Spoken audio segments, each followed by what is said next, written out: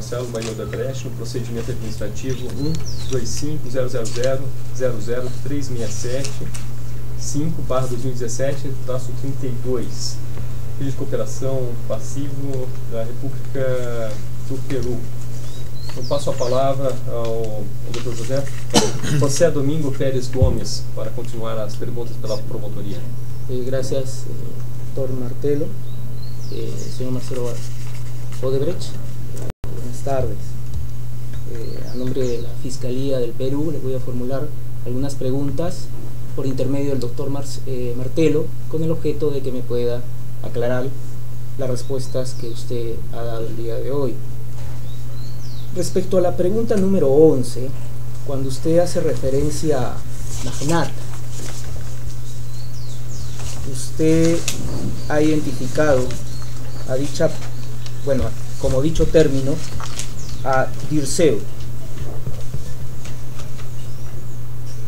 y ha señalado actividades de influencia que realiza en el Perú. Para que precise o aclare en qué periodo de años o gobiernos es que se realiza o realizó esta actividad la persona que usted ha identificado como Dirceu. Tá. Eu posso responder?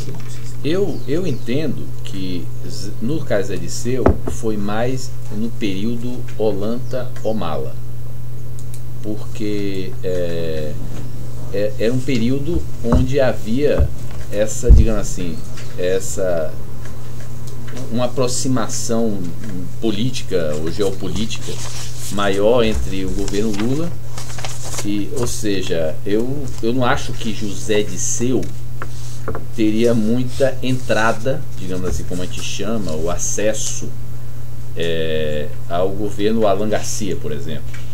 Entendeu? Eu acho que o Toledo até teria, mas na época do governo Toledo, eu acho que José Dirceu ainda era ministro. Então eu acho que quem está se referindo mais provavelmente ao período, talvez o final do governo Toledo,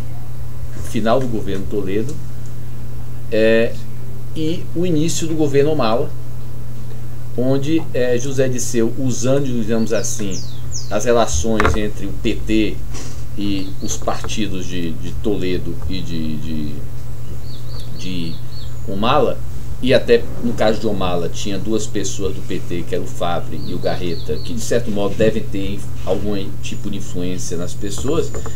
Ele procurava, digamos assim, apresentar as empresas brasileiras, nossos concorrentes, e referendá-las para alguns clientes nossos, para algumas pessoas. Então eu acho que é mais nesse período. Não acho que ele tinha, porque eu me lembro que a relação do governo Alan Garcia com o governo Lula era amistosa, mas eu sempre ouvia dizer lá no Peru que o Alan Garcia dizia que o Lula prometia, mas não acabava fazendo nada. Então era uma amistosa, mas eu acho que era uma relação mais distante, não tinha uma aproximação de pessoas, tudo. Então provavelmente se refere ao final de Toledo ou ao início de Humala, porque foi um período que, quando José Dirceu saiu do ministério aqui de Lula, ele passou a desenvolver, não só para várias empresas, inclusive empresas de outros países, vender uma espécie de influência, lobby na América Latina, e nos incomodava porque nós não precisávamos desse lobby, porque nós já tínhamos uma presença estabelecida, e ele ia lá apresentar justamente os nossos concorrentes. Então, mas eu acho que no Peru ele deve ter tido mais acesso ao final de Toledo, início de Humala. Respecto a la respuesta que acaba de dar, si puede señalar a qué empresas representaba Dirceu. Olha, nunca ficou claro para nós, certo? O que a gente dizia, que a nossa percepção era que ele defendia, porque ele negava. Veja bem, nós íamos nele, você está lá defendendo as outras empresas brasileiras de nosso detrimento, não é cabimento. Acho que as empresas têm que conquistar seu espaço pela presença local. mas a percepção que nós ficávamos é que ele representava várias empresas de outros países. Por exemplo, inclusive ele tinha muitas empresas do México que ele representava, tá? Mas no caso específico da área de construção, a nossa impressão é que ele estava por trás da Engevix e a gente não, Engevix a gente tinha quase certeza, certo? E a OAS, apesar da OAS negar, a gente tinha uma desconfiança grande. Então, principalmente Engevix e desconfiança da OAS. Base a su respuesta, si puede señalar a qué proyectos u obras es que realizó esta actividad de influencia o lobby, como lo ha denominado. Aí a gente, como não foi a gente, eu não consigo precisar. O que nos incomodava era, por exemplo, o seguinte: ele ir lá e referendar a empresa de tal maneira que o que é que acontece muitas vezes? Antes de você ter uma obra, você tem um edital com as condições da proposta. Essas condições de edital, em geral, de uma maneira legítima ou ilícita, mas em geral se discute com os concorrentes. Não estou dizendo que é sempre ilícita, muitas vezes é uma discussão. Se você vai lançar uma proposta de edital, você tem que discutir com o mercado como é que você vai fazer aquela proposta de uma maneira adequada, certo? Para que tenha um preço adequado, para que ou seja, para que exista condições que sejam interessantes para o cliente que vai fazer a obra. No caso do Peru, por exemplo, a Proinversión fazia muito isso na área de investimentos. Ou no caso, e também ser adequada para quem está contratando, porque se você colocar condições, por exemplo, que sejam absurdas, o preço vem muito alto. Óbvio que nesse processo de discussão, os clientes escutam mais aquelas empresas que eles reconhecem como tendo mais. E o que é um jogo natural? Cada uma tenta colocar no edital condições que lhes sejam mais vantajosas. Esse sempre foi isso o mercado de construção, em todo mundo é assim. Em todo mundo existe essa batalha. Quem tem mais acesso ao cliente, ou a relação pessoal ilícita ou lícita, tenta colocar as condições que beneficiam, que lhe dê mais competitividade naquele tipo de proposta. Uma empresa brasileira que não está presente no Peru, ela não tem nem acesso aos clientes para poder discutir este tipo de coisa. Então as colocações delas não são bem recebidas. Se de repente aparece uma pessoa que tem influência, um ex-ministro do Brasil, e chega lá e apresenta este empresário para um ministério, para alguma coisa, e essa empresa passa a ser escutada, e muitas vezes ela vai tentar colocar condições no edital que beneficia ela. Então é um jogo que havia. Eu não sei especificar que tipo de obra, mas eu estou dizendo que esse é um tipo de coisa que existia, que se discutia. Então eu posso dizer para você de modo conceitual. Quem vai poder especificar aonde teve problema eventualmente com essas empresas, aonde eventualmente Zé Disseu exerceu ou não influência, que tipo de obra, que tipo de projeto, com certeza ou Barata ou um diretor de contrato específico indicado por ele vai poder dizer.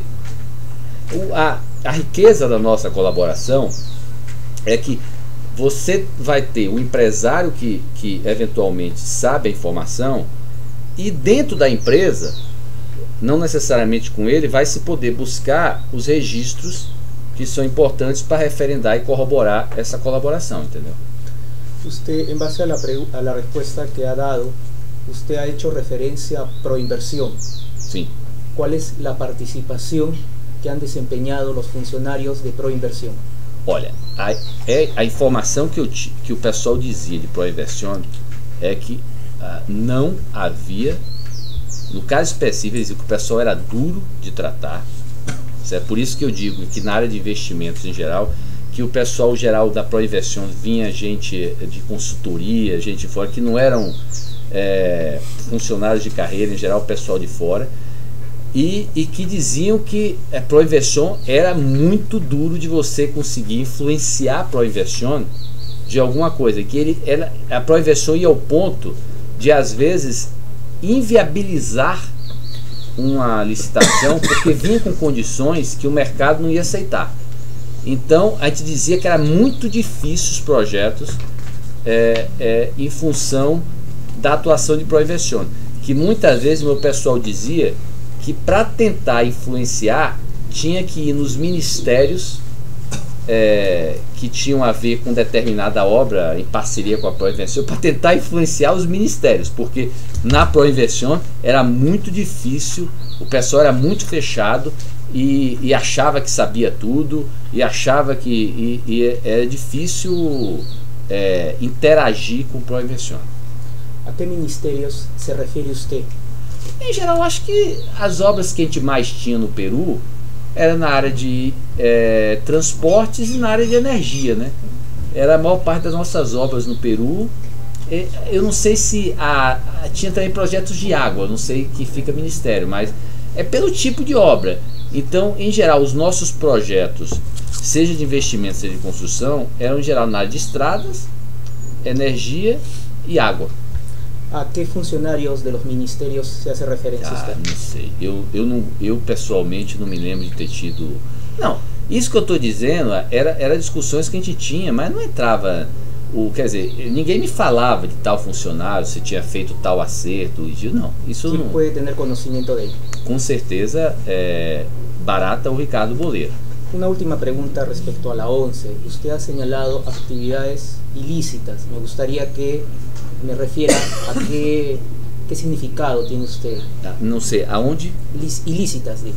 Não, o que eu disse é o seguinte, eu tô aqui tendo cuidado de dizer o seguinte, pode ter tido listas ilícitas. Eu mencionei, por exemplo, uma discussão que você tem com o cliente sobre um edital, pode ser uma discussão legítima ilícita ou pode envolver ilicitude. Depende do tipo de tratativa. Se você está usando argumentos lógicos, certo? E você não está usando dinheiro por trás, promessas de vantagem devida, é uma discussão lícita.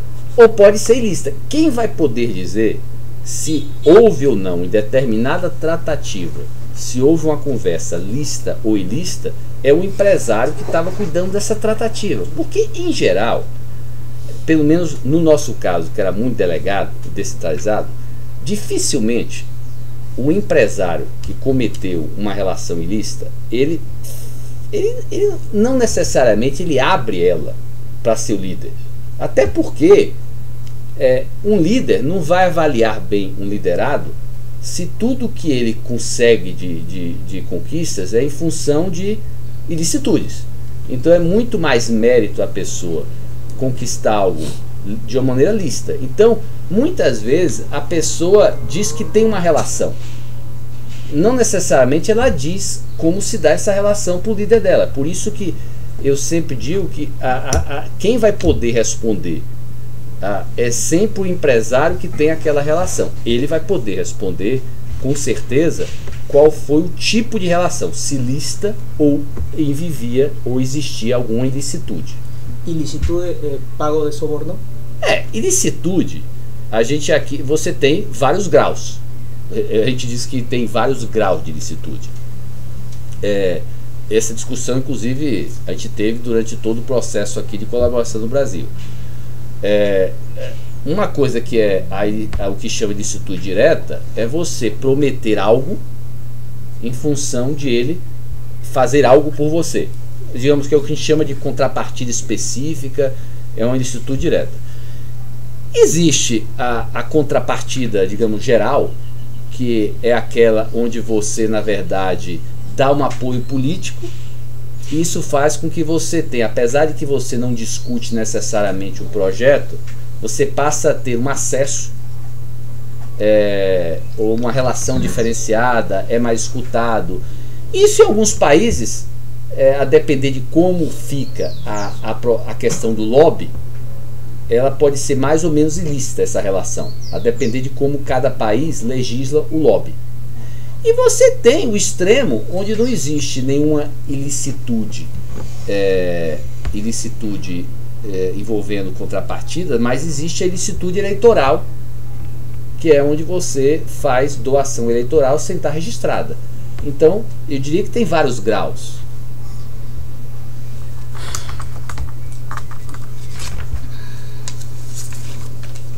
E isso que eu estou dizendo, eu não estou me referindo especificamente ao Peru, eu estou dizendo como funciona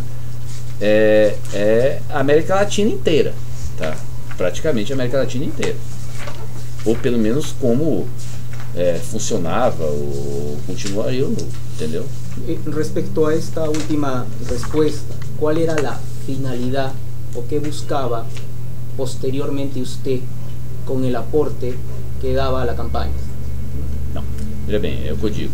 No caso do aporte que eu orientei, que foi aquele feito à Ollanta Humala, na verdade, não foi iniciativa minha. Eu fiz isto a pedido do governo Lula, pela minha relação com o governo Lula. Quer dizer, é um acerto meu dentro do Brasil, que ele acabou direcionando para o Humala. Então, na verdade, o Humala, nós não pedimos nada para o Humala por conta desse apoio. Inclusive, o Humala sabia que esse apoio não veio de nós, mas nós éramos emissários do governo brasileiro. É óbvio que se você... a gente sabia também que ao dar um apoio, certo? Ao dar um apoio político de 3 milhões de dólares, ao ele saber que nós éramos uma pessoa da confiança do governo brasileiro, isso, de certo modo, abre as portas e permite que a gente tenha mais acesso a ele para influenciar. Veja bem, não quer dizer que influenciar de um modo especificamente ilícito. Você pode ter conversas sobre... Eu, por exemplo, eu nunca tive com o Ollanta Humala, certo? E com nenhum presidente do Peru, nenhuma conversa de temas ilícitos. O que não quer dizer, e eu reconheço, que o fato de toda vez que eu ir no Peru, eu conseguir ter uma agenda com o presidente, muitas vezes de 1 a 2 horas, certo? Para conversar sobre nossos projetos, nossas prioridades, escutar dele, as prioridades dele, que essa facilidade que eu tinha para tratar temas legítimos, muitas vezes era em função de que nós também éramos doadores de campanha. Então, é aquela história, eu reconheço isso. Não que eu tratasse de um tema especificamente ilícito, mas reconheço que se eu não fosse talvez um doador de campanha, vamos supor, se eu não tivesse sido emissário dos 3 milhões para o PT, talvez nós não tivéssemos tido tanta relação para influenciar de maneira legítima, certo, o presidente Humala. Nunca vai se saber. Essa é uma questão que nunca vai se saber, entendeu? La pregunta 14. Usted ha identificado a AG como Alan García. Em uma das notas, na segunda, não na primeira. Sim, na segunda. Anúncio culture agora bom para Peru AG. Perfeito. Qual é o período em que se realiza? A que período mais bem corresponde essa anotação? Olha, eu posso dizer, eu não sei exatamente, mas posso dizer o seguinte: com certeza foi no final do governo Alan Garcia, porque foi naquele período que nós estávamos negociando a compra do Contur, e que para nós comprarmos, então, e eu me lembro que a compra nossa interessava ao governo, porque iria sinalizar que aquele projeto, a Odebrecht estando na frente desse projeto, iria sinalizar para o país que aquele projeto ia à frente, E, portanto, era interessante. Então, eu me lembro que foi, se foi nos últimos 2 anos, se foi no último ano, eu não me lembro, mas não é difícil verificar, porque nós compramos o Contour em uma determinada data. Essa nota deve vir justamente da data onde nós compramos a concessão do Contour de um fundo americano. ¿Cuál ha sido la... Usted ha señalado respecto a ese tema que los incentivaron a comprar el proyecto? Sim, o governo incentivou a comprar porque... ¿Quiénes o quién? Olha, eu acho que eu escutei isso do próprio Alan Garcia, mas o Barata e o Mameri sempre diziam que é o governo, não sei se Alan Garcia diretamente, os ministros. Por quê? Porque na mão do fundo americano, ele não estava conseguindo desenvolver as questões das licenças ambientais, nem as negociações com os campos de gás que estavam na mão da Petrobras. E na cabeça do governo, se a gente entrasse, não apenas a gente conseguiria trabalhar nas licenças ambientais, no licenciamento ambiental, como nós teríamos mais acesso à Petrobras para viabilizar os 2 campos e com isso fazer viabilizar o gasoduto. ¿Cuáles han sido las actividades ilícitas en ese gobierno? Qual que governo? Gobierno de Alan Garcia. Olha, é aí que eu digo, as ilicitudes onde houveram e se houveram, quem vai poder dizer é o Jorge, ou ele vai poder dizer quem era que fez aonde, entendeu? Mas no governo Alan Garcia é o Jorge Barata. Ele que vai poder. Eu tenho certeza que ele, como colaborador, ele é colaborador assim como eu. Então ele é obrigado a, ele não pode ficar em silêncio assim como eu num processo de depoimento. Então, com certeza ele vai dizer. Mas quem tem essa informação, com certeza é ele. Ou seja, se houve e onde houve é ele.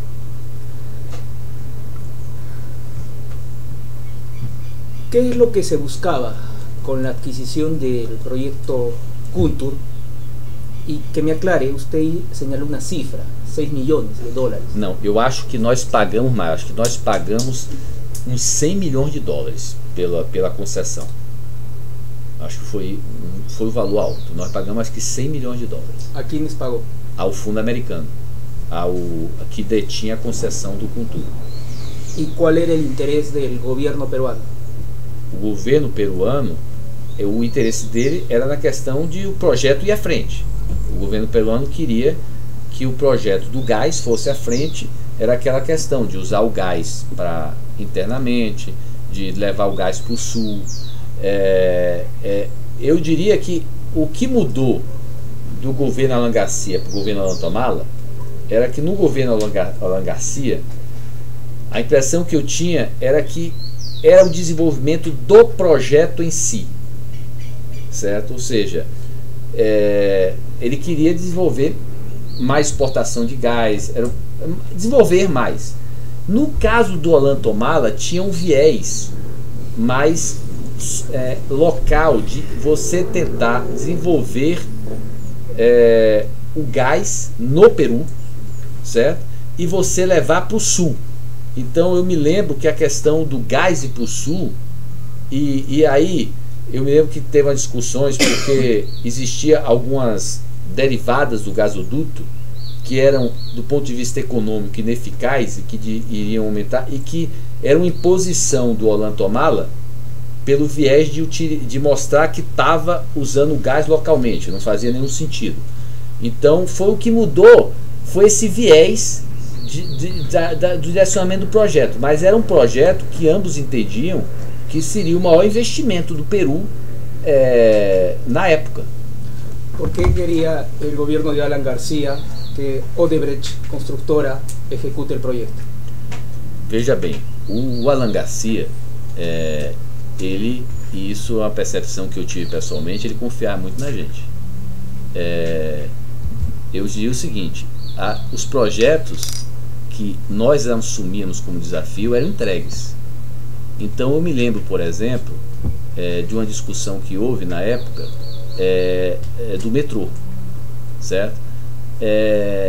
Onde ele gostaria muito na época, o metrô de Lima, que nós assumíssemos o metrô, nós conseguimos ganhar a licitação.